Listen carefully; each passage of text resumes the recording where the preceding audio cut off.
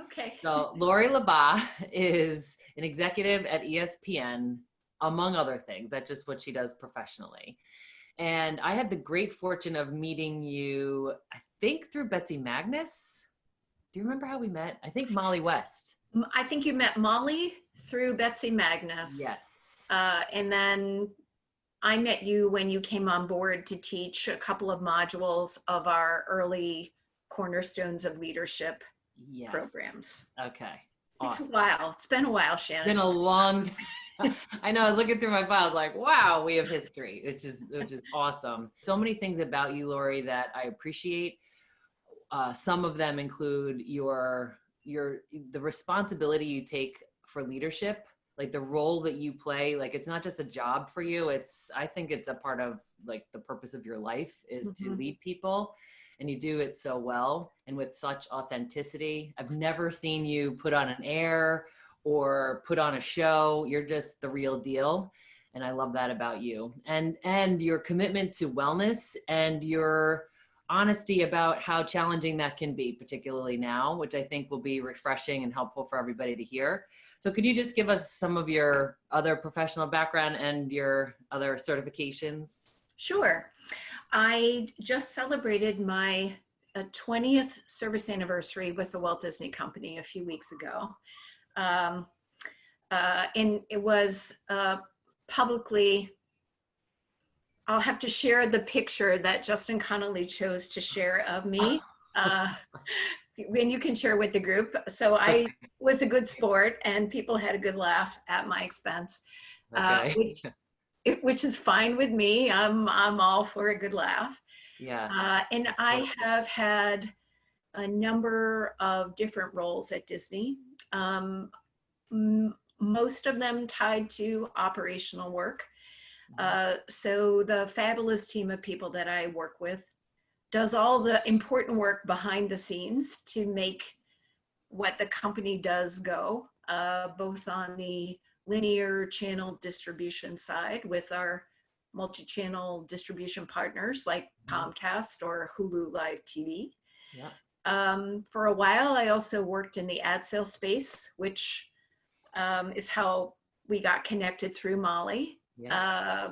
Leading a pretty big team of people supporting all of our ads operations around the world.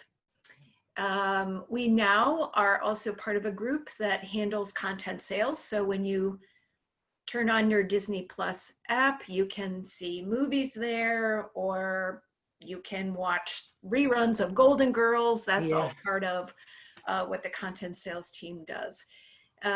So I would say my professional career has been one of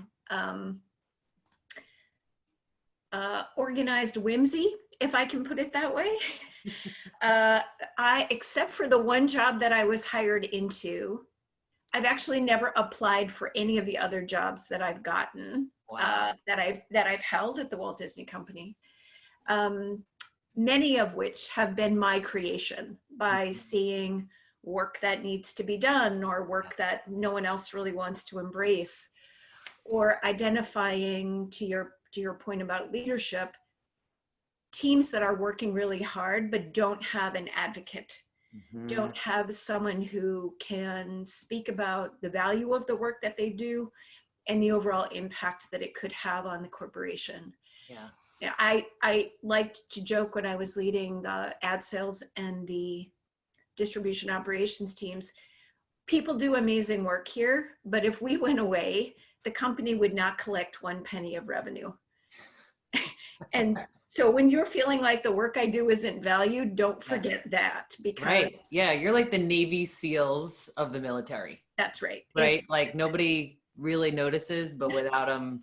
Yeah, when they go away, everyone gets all upset. So, so that's been my personal journey, and I've led teams of 3 people up to teams of almost 300 people, and at this point in my career, I'm fortunate enough to be in a executive role at the Walt Disney Company, and to your point about leadership, I think that's mostly what the company pays me to do.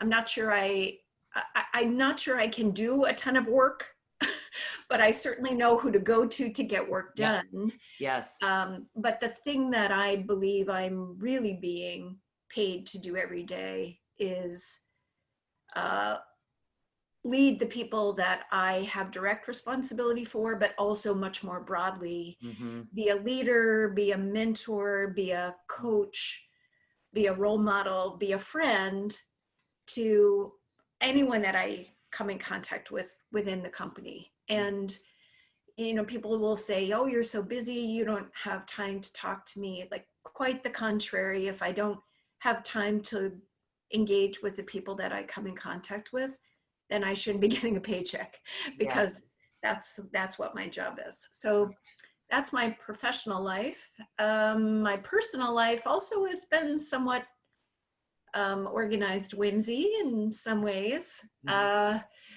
So I'm a certified yoga instructor. I decided about 6 years ago, after many, many years of personal yoga practice, that I wanted to take yoga teacher training. Yeah. And anyone who's ever done a class and thought, how hard could it be to actually teach this thing I've done for so many years? Guess again, it's a lot harder than you think. To be a recipient of instruction is very different than the person giving the instruction. Yes. But interestingly enough, I also found that yoga teacher training was enormously helpful in my growth as a leader and my ability to be a very clear and concise communicator. Because if you're a yoga teacher and you tell people to do things, they will do them. And if you are not very clear and concise about what you're asking them to do, you would be surprised what some people will be doing. So you have to be very mindful Yes. of Your the language and that's how right. you explain things. Right.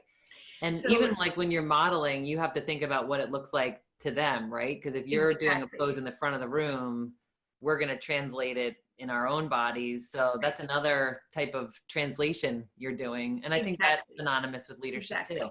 So it's being very clear and concise with your communication, and also using your eyes, right, to see what people are doing. So you may be saying words, yes, but then you look and everyone is doing something completely different. Yes. Clearly something is getting lost in translation. And how many times have you been in a professional setting where you look around and like,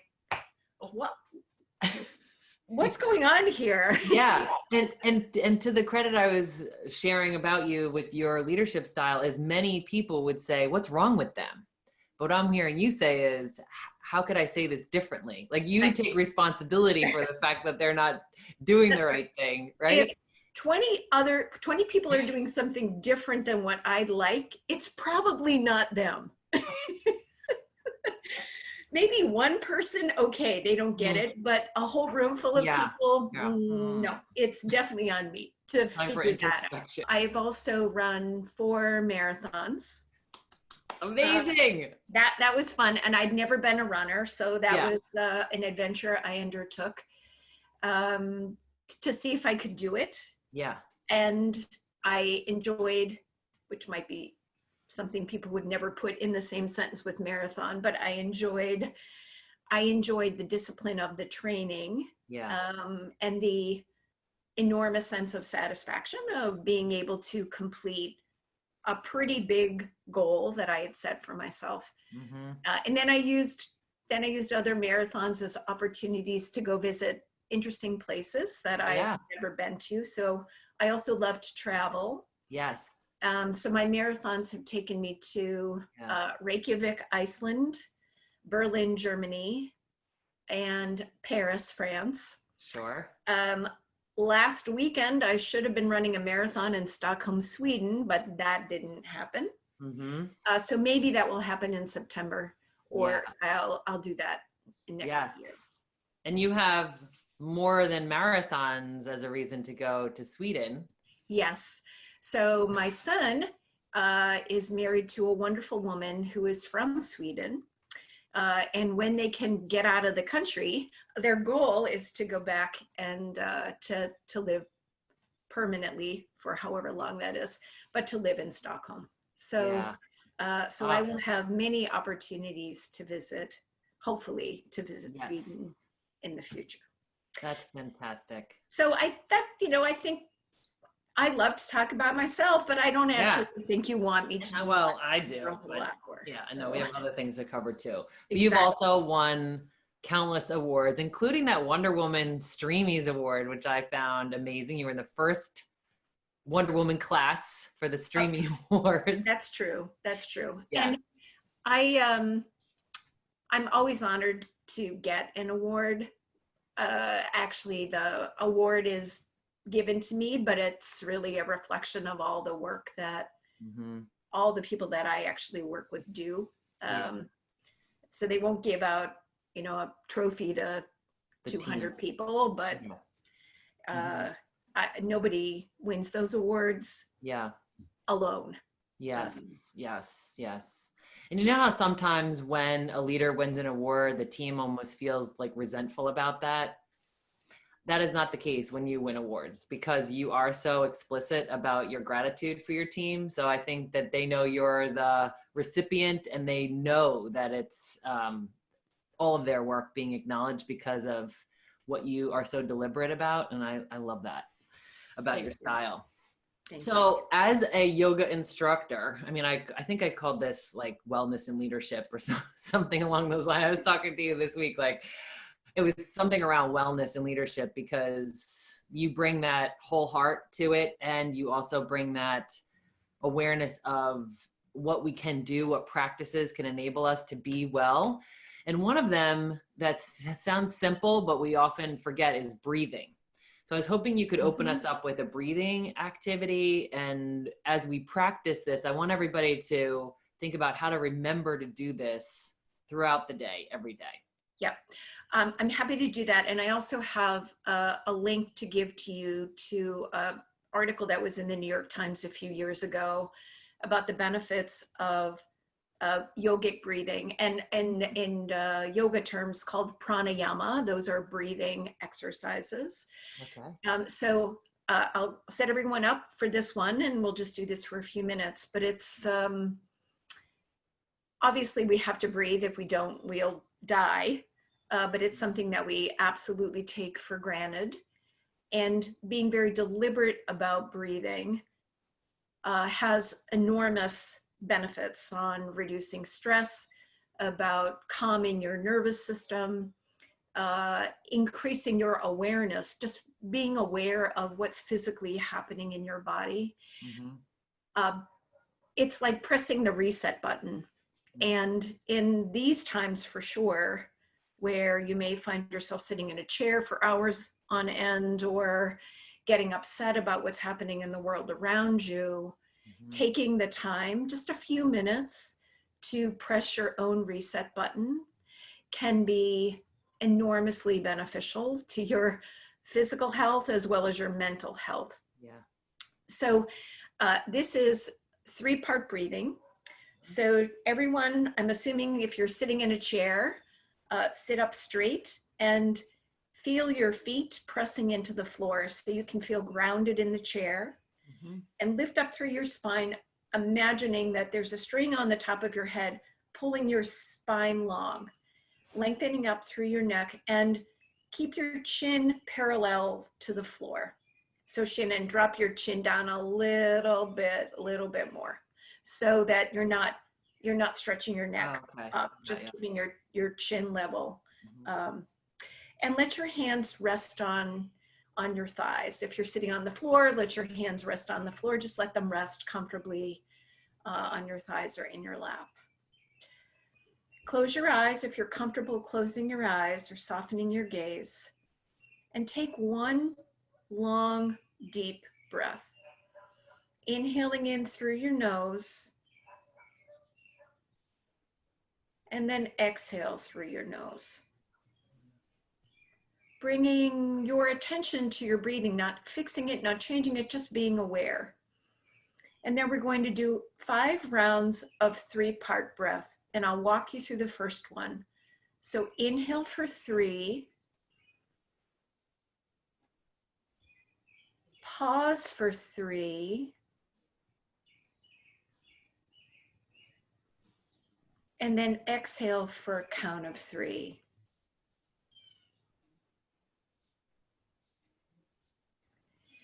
And keep going in your count. I'll keep track of my rounds. When we get to 5, I'll let everyone know. So keep going. Inhale for 3.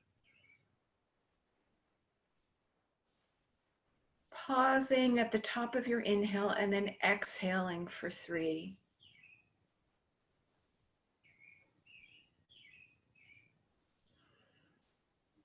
Inhaling in through your nose.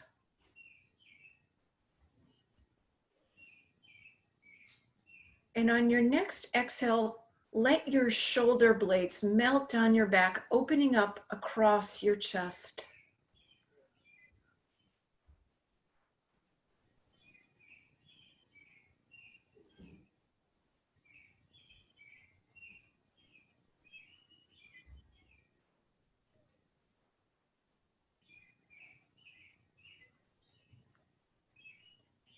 Last round, inhale for 3.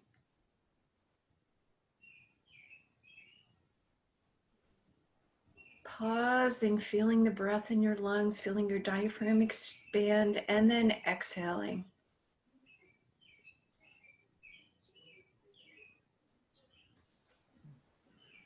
Take one more deep breath. And as you exhale that out, slowly open your eyes.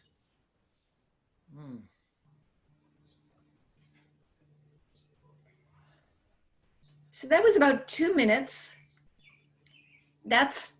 Breathing that way has also been described as meditation for non-meditators. So if meditation feels too foreign to you or something that you wouldn't feel comfortable doing, Yeah.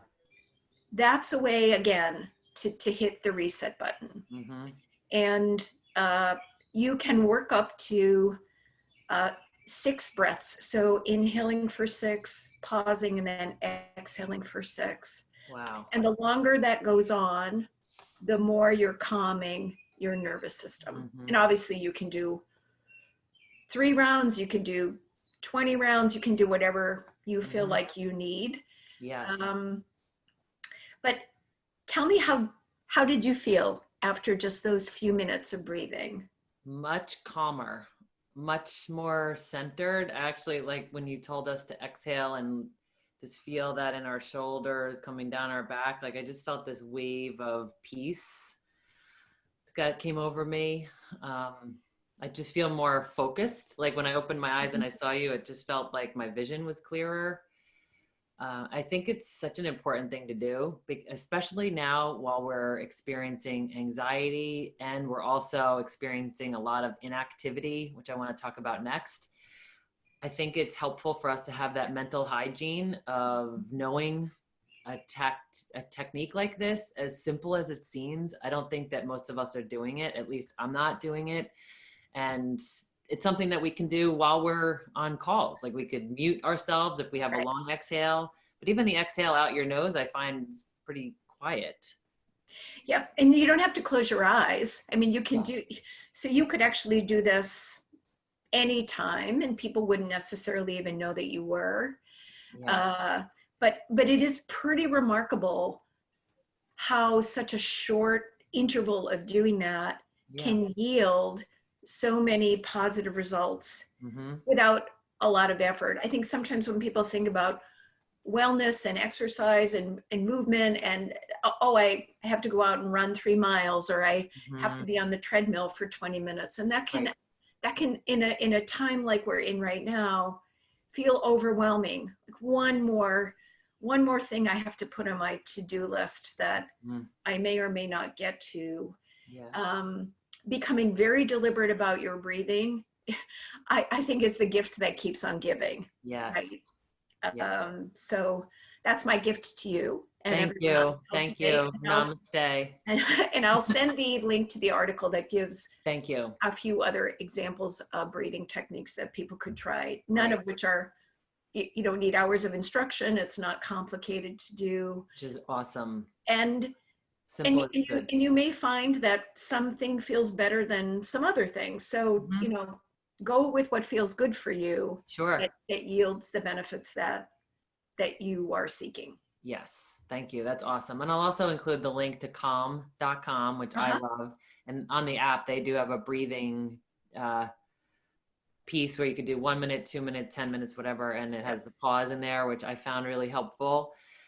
And a couple of other meditation apps, because I do think it is a time for us to practice doing something like that. If it's something you've always wanted to do, or you're curious about, or maybe something you always do and you want to just try a new method. Yep. You know, wherever everybody's at, I think, you know, giving resources so that they can pick and choose is helpful. So let's talk about inactivity. This has been more so an issue now than I've ever seen before. I mean, even people who worked in offices and had desks and sat in meetings and said they were in meetings all day, they got up and moved around to different meetings. What are your thoughts about this inactivity that we're experiencing and what we could do about it? Yeah, when we were chatting yesterday, I became acutely aware of the movement routine I had in the workspace was tied to getting up and getting water. So every hour I'd get up and walk to the caf and fill up my glass of water and chat with my colleagues along the way. And after the first week or so at home, I had really bad chapped lips and I couldn't understand what was happening. And then it occurred to me that I was not getting up to get any water.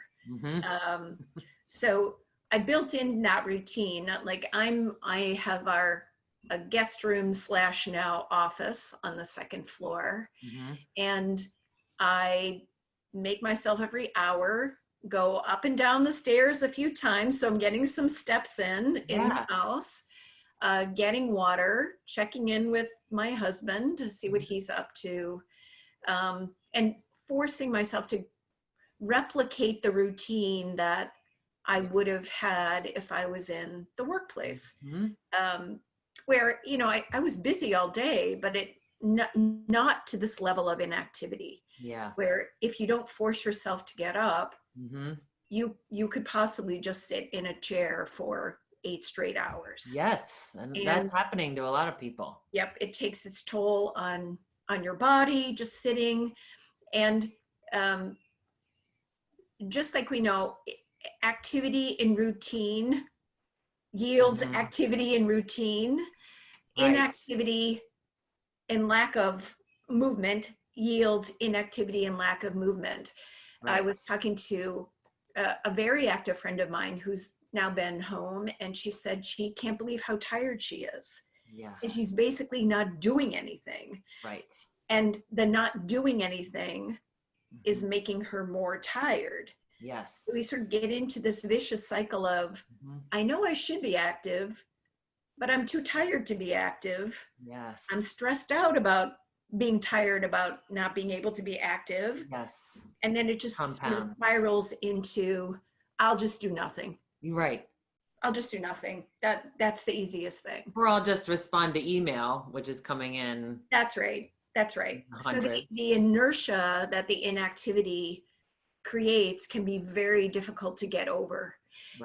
And I see your 5-degree principle book there, which we all could take a page from, because we have inertia, we're not being active. And then we get to the point where, damn it, I'm not going to be this way anymore. Tomorrow I'm going to get up and I'm going to exercise for an hour. And then I'm going to walk around the block at lunchtime. So we set these incredibly big goals. And they're, you know, it's not like tomorrow I'm going to get up and run a marathon, but you're going from, I'm not doing anything, feeling bad about not doing anything, to, tomorrow I'm just going to get right back on my exercise program and do everything I would. And instead of, okay, I acknowledge I'm being inactive and I need to be more active to feel better. Tomorrow I'm going to take a 5-minute walk. And 5 minutes shouldn't feel like too much, right? If 5-minute walk, and I'm going to be, especially when the weather is great. That's right. Or I'm going to walk up and down the stairs in my house if you can't leave your house, or I'm going to do laps around the one room I'm in if you're in a small apartment. I'm going to do some activity for 5 minutes. That's so important. and then be proud of that. And then maybe Yeah. do 5 minutes, 3 days in a row, and like, okay, I think I can get to 10. Yeah. So that your point in the book is, if you try to make massive changes, Mm-hmm. you are highly likely not to be successful. Right. So set yourself up for success with Mm-hmm. small increments of movement. Right. You know, we just saw 2 minutes of breathing makes you feel better. Yeah, a lot better. I mean, 5 really, minutes, I feel 5 minutes energized walking still. will also make you feel better. Right. So being not being so overwhelmed by the inertia, but finding a small way to be able to take back some control over Right. what you're feeling out of control about in Right. your movement life. Yes. And I think that like, if we can use the science to our advantage, because like you said, that law of motion from Newton is that if it's not in motion, it stays inactive. That's right. And when it becomes active, it stays in motion, right? So, That's right. so let's try that and come up with creative solutions. And the reason why it's called the 5-degree principle, which you already know, is about how we're creatures of habit, and how 5% of our behavior is this conscious, regulated willpower, right? Which means 95% of our behavior is on autopilot. Right. So we can't really expect ourselves to just be like, today is a new day just because I decided it should be. Exactly. Yeah, it's like, today's a new day because I'm going to go for that 5-minute walk. That's right. I'm gonna, track my steps and make myself, 100 steps further than yesterday, or whatever it is. Or even Right. it's hydration. I love your example of hydration. That's another thing that we could add to good practice list that shouldn't take too much energy. And if we leave it in another room, like a colleague of mine, Mike, said that he found that in the morning he was making a carafe of coffee and he was leaving it right on the shelf behind him. So while he was on these back-to-back calls, he was grabbing his coffee and he's like, wait a second, I'm going to leave it in the kitchen. Mm-hmm. So I get up, go get my coffee, come back. It's like, just give yourself a reason to get up and move. That's right. And how are you doing this when I know you're back-to-back meetings every day? What are some scheduling tips that you could recommend? Like, for example, some of the folks on the call today are in a team that I work closely with, and they made a commitment that all of their meetings would be no longer than 50 minutes, Mm-hmm. 50, so that they would have time to use the restroom, eat, stand up, get water, whatever, because they were like, I literally can't, because we're on video, so I can't just like march you around my house. Right. Although I think that would be interesting to meet everybody's families a little more, but And we've all seen those funny YouTube videos when people go to the bathroom and forget. Yes. That's a really good. Any tips for us? Yeah, I've been trying to build in 15-minute chunks of time in between calls. So Okay. if you have a call for 60 minutes, do you really need 60 minutes? Could you Yeah. do it in 45? Mm-hmm. And before this all started, my wonderful assistant, Heidi, Yes. had actually said, people will take as much time as you give them. Mm-hmm. So if you scheduled a 4-hour meeting, they'd stay with you for 4 hours. Yes. Maybe we can start with 30 minutes and then build up if people need more time and see how that goes. And then save the other 30 minutes if you would have had an hour meeting to give yourself time to get a glass of water, time to go to the bathroom, time to get some food, time to go for a little walk, check in with people in your house unit, or give yourself some head time to be able to process what did I just do in those 30 minutes? Because I think we're also suffering from lack of activity because we're going back to back to back to back. And then you get to the end of the day and you're like, oh, can I really remember what happened at that 9:30 meeting? Because that was, 8 meetings ago and I can't find my notes. It's hard to take notes if you're on video conference. So some of the things that we would normally be able to do, you need that cushion of time to just to be able to process. Yes. So trying to build in those cushions. I do them in color in my calendar so that they stand out for me. Okay. So if I have do not book time, if I look at my calendar for the day, I can see, oh, okay, here's a window when I'm going to be able to do something not work related. Good. So Great, Lori. it jumps out on the calendar, and then when you just glance for the day, Yeah. you can look at it like, uh-oh, this is Yes. bad. Yeah. Or today's a day I've got a lot of yellow. And on those days where it's, uh-oh, this is going to be bad. Yellow is meetings. Yellow is free time. Oh, free time. Okay. So on those days where I look and I have no yellow, I apologize to anyone I've done this to, but I actually go and look and see, can any of these meetings be scheduled on a different day? Yeah. Because it's not healthy for me. If you're, woe to the person I'm talking to at 5:30 in the afternoon, if I've been in back to back to back Oh, meetings. sure. And we do it though. My ability to pay attention is going to be significantly diminished by Yes. then. So then also being considerate of myself, but also considerate of the people that are on the calendar.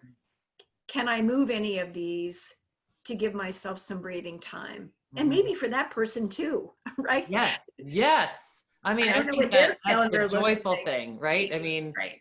That's like right. this team I was referring to, I could spend millennium with them. I love them.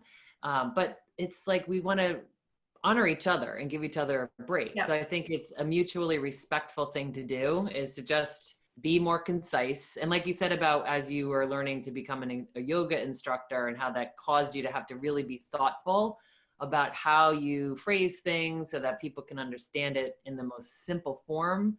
I think that's a job for us as leaders, or anybody who's running a meeting, is like, how can we simplify this down to like the nuts and bolts? Yep. Reduce complication, because I think our minds are just very full right now, because we're in very uncertain times, and I think that is causing more anxiety, and then the loneliness, and the like, when are we going back, and what is that going to feel like, and will we be at risk, and all of those really hard, deep questions are occupying part of our mental real estate. So we have to be aware of that. I think just ignoring it isn't allowing yourself to be human and have your own feelings. So I think that part of what you're saying here is about expectations, like the expectation we have of ourselves to have all of this availability, and to, be as productive, I guess, as we once were. Yeah. I mean, what can you tell us about expectations and how to be good to ourselves? Well, I think I as a leader of a team of people, and some of these people who are watching our webcast may be leaders of teams of people,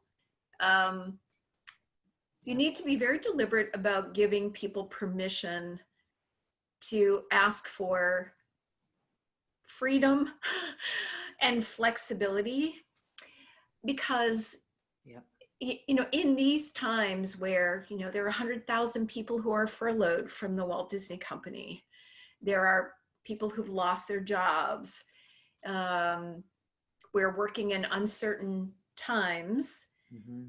It, I think, ratchets up the anxiety for someone to actually ask for, I need a day off. I need 3 hours in the morning because I'm trying to homeschool my 2 kids, and that's when they're most able to pay attention. So I can't load up my day between 9 and 12, but I promise from 1 to 7, I'm going to be fully committed. We need to be very deliberate to let people know that it's okay to acknowledge, I'm feeling overwhelmed, or I'm feeling unproductive, or today I'm sad, or today I'm angry. And for me, that's usually the grocery store day. I come back and I'm like, yes, I know. The damn mask and the signs on the floor. So, and then like, now I'm contaminated, and right. Am I going to be sick? So all those things we're experiencing as human beings, but we're pretending because we want to show we're team players and we're productive, and I can do everything I would have done at the workplace, and I can do it even more because I'm not commuting all this time every day. And if you don't give people permission to acknowledge how they're feeling and ask for the help that they might need, whatever that looks like and shows up like for them, we're just adding a layer of stress on people who are already stressed out to the max. Yeah. Um, And don't I, mean to. I and you don't don't think need that anybody's to, intending to have no. that effect. Mm-mm. But you're saying if we're not deliberate about making the space and inviting people to ask for help, which is hard to do. I want to ask you more about that, but what else were you going to say? No, well, um, I, to that point, as the leader, you can actually say all those things, right? Will people believe you? I hope so. I hope when I say that to the folks that I work with, they believe me. Yeah. But then you also have to open the door for them. Mm. So I have a wonderful teammate who's got 2 small kids. Yeah. And I could tell from his voice that he was really anxious about this. And, he didn't offer to me, I'm feeling really anxious about homeschooling my kids. But that's what also goes back to using your senses. Are you actively listening? Are you hearing what people might not be saying to you? Yep. Maybe you can see it on a video conference, but maybe you can't. That's why this working remotely is more challenging than if you were in the workplace with someone. Mm-hmm. So so you also as a leader have to be willing to say to someone, I can hear it in your voice that you're feeling really stressed out. Yeah. What can I do to help you in your situation? Right. Are you struggling with something with the kids? And then that opens the door to them, to that person maybe being comfortable saying, oh, I really have to let you know, like, this is not working for me. And thank you for asking. Here's what you could do to help me. So it's also like, if our point at the beginning, if I'm saying something in a yoga class and 20 people are doing something different, right? If I'm telling people ask for help and not a single person is speaking up, yes, then I need to change my approach as the leader, right, to try to get some insight into what's happening with people. Yes, and for your 20 plus years and more as a leader, what do you think is behind the scenes there? Because I think that this is a problem across the board before COVID-19 came on the scene, where people don't feel comfortable asking for help in general. And I think that there are people who want to give, like you, like people want to help. They want to share the burden, but they don't want to give unsolicited help. Or they probably shouldn't in some cases, because they might be like, we're assuming that you have this need. But like, what do you think is behind the scenes for people not asking for help? I think sometimes people are worried that it will be seen as a sign of weakness if they ask for help, that they are somehow less effective in the role that they're in. And even in times where we're not having people furloughed or the unemployment rate is high, I do think there's something about the work environment in our culture that makes people fearful that, one day I could be on a list because I said, I can't go to this meeting, and I don't want to be that person. I don't want to give anybody any excuses to think about me being not essential. And I'm glad we moved away from, at the beginning of this pandemic, it was like essential employees and non-essential employees. No. We're all essential employees. Yes. Some are essential and need to be in the workplace. The rest of us can be essential working somewhere else. So I think that created, oh no, someone thinks I'm not essential. Well, I'm never going to say anything that would make people believe that that could be true. I think the other thing that happens, and I see this on my team, is everyone is busy. So the concern is, if I ask for help, then one of my teammates who's also busy is going to have to bear the burden of additional work if I can't do something. Right. So I don't want to be a bad team member by creating more work for somebody else on the team. So I'm just going to suffer in silence. Yeah. Because I'm not going to be that person either. And then, but then what actually ends up happening is pretty much everyone is suffering in silence Yes. by not asking for help. So the other thing that I think that I've done that I think is really helpful, especially in times like this, is work ebbs and flows, right? No one ever works on a straight line. You've got busy projects that might have peaks, then you've got valleys where you're catching your breath. Sure. Who has capacity? So it's like we keep a capacity bank. So if somebody's got some spare capacity, it's okay for someone to raise their hand and say, I need help, because we've got some capacity in the capacity bank Yes. for someone to be able to step in. And I think people would rather be busy and acknowledge, you know what, I finished my project, I've got some spare capacity, but they don't want to feel like they could be expendable. Right.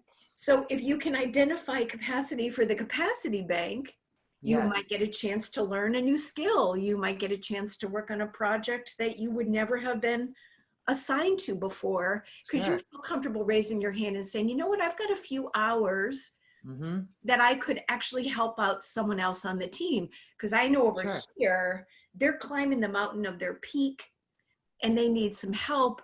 And right now I'm in a valley and I've got some capacity to be able to step in and help that person, even if they haven't asked for help.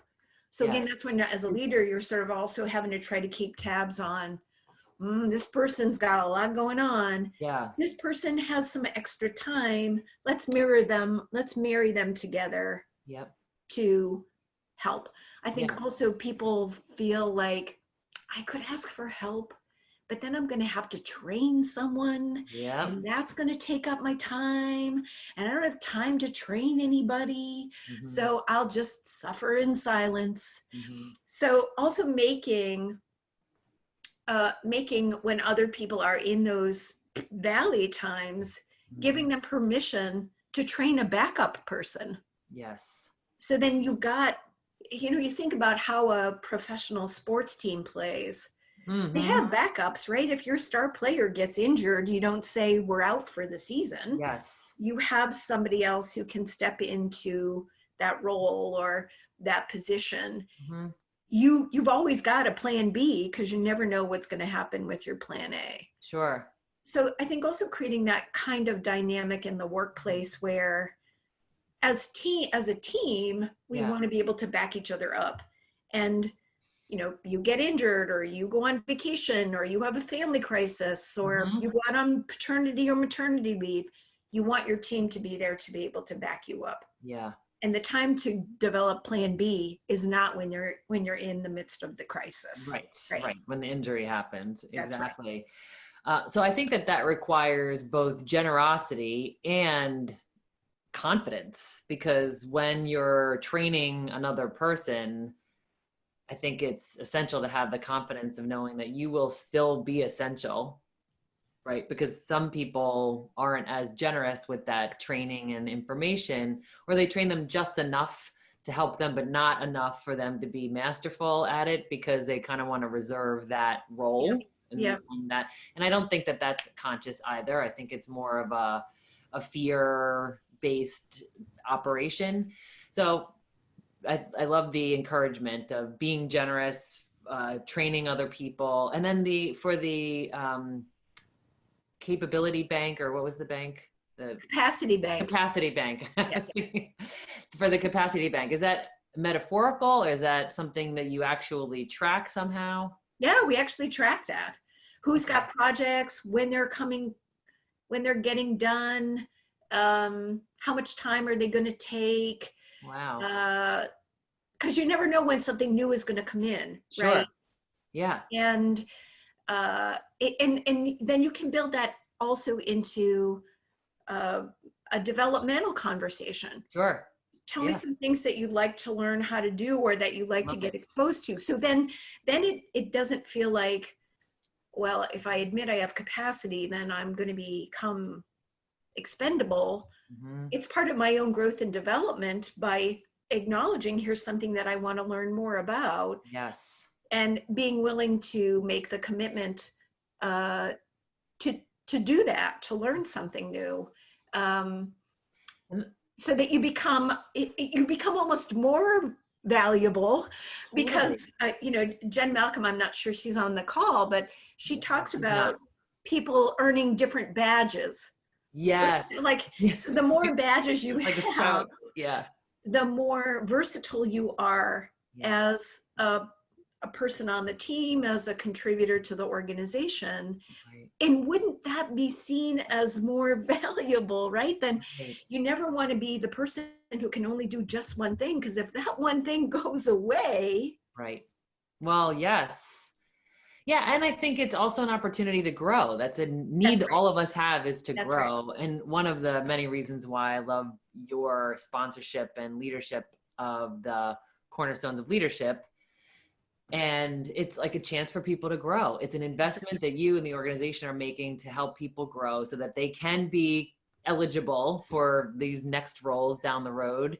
And they can also discover what they might want to do.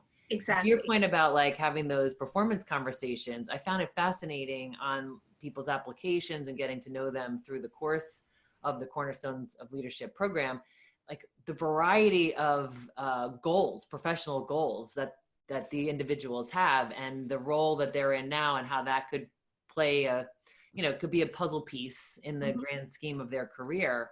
And so I love looking at it like that, because that's to me like a forest through the trees type of a thing. Because it's like, this is the job I have now, but if you could widen your scope and think about the value you could add by getting these other experiences, I think it changes the game. Well, and if we get back to our conversation about wellness and movement, yes, everyone buys into the concept of doing cross training, right? Yes. So if you're a runner, swimming will help you be a better runner. If you're a cyclist, yoga would help you be a better cyclist. Nobody thinks anything about that. Of course you would figure out a way to do cross training. Well, this is like cross training in the workplace, right? Yes. Yeah, that's you're using a different work muscle to become a more accomplished athlete. Yes. Yeah. Well said. I love that. So I want to, anybody who's got questions for Lori, please put them either in the Q&A or in the chat box. But another thing that you spoke about when we were prepping for this is about the analogy of a marathon and just how that might help some feel understood right now. I'd love for you to share that analogy. So whether you're running a 5K, a 10K, a marathon, you sign up for the event, you get excited about doing the training you need to do for the event, and you get to the start line and you've prepared for, if it's a 5K, you can run really fast for 3 miles, because it's but it's 3 miles, right? You can train your body to do that. If it's a half marathon, you've got to go a little bit longer. If it's a full marathon, you need to understand how you can preserve energy when you're going to be able to, go all out to be able to finish. But in your head what you've signed up for. You know the course, you know the length of the event, you know when there's rest stops along the way, you know when you might see a friendly face. So this time feels like you got to the start line and you have no information. You don't know how long the event is going to be. You don't know if there's going to be any aid stations along the way. You don't know if you're going to see anybody who might encourage you to keep going. You have no way to manage your energy, because it might be a 1 mile race and you go really slow and then you're done. Or it could be a 1,000-mile event that you have no way to actually be prepared for. And I feel like that's what we're in right now. We pretty much know at this point it's not a sprint. After 11 weeks. Right. Not as quick as any of us hoped it would be. No, anyone who said we're going to be gone for 2 weeks, that was many, many weeks ago. But we don't know, is this 2 more weeks? Is it 2 more months? Is it 6 more months? Is it a year? And what am I going to get along the way to be able to help me? And it would be overwhelming if you think of starting something with no parameters around what in the world am I undertaking here. Sure. Yes. And we're figuring it out as we go along, but we don't know, is this the right thing we should be doing? And so when I get overwhelmed, and anyone who tells you they've not felt overwhelmed by this is either a superhuman or they're not telling you the truth. And that's cool. That's no judging. That's on them. Yeah. But when you get overwhelmed, I think, again, back to vibe and the 5-degree principle, you have to put into perspective, I can do what I know how to do today. And if I get through this day, success. And then tomorrow, I'm going to start again and do whatever I can do for tomorrow. Yes. And string the days together, tweaking as you go along. Like I had no water. Now I need to go get water. Yes. It's nice outside. Get outside in nature. Go see a tree.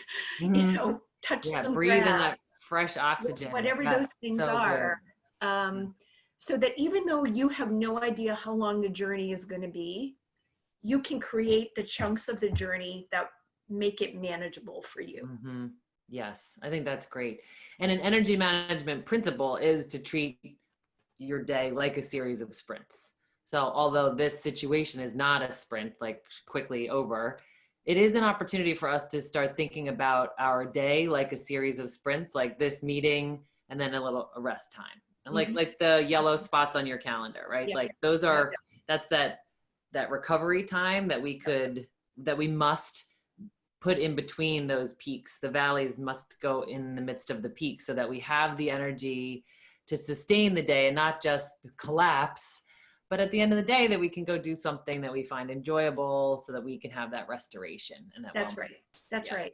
Especially if you're not with your family during the day.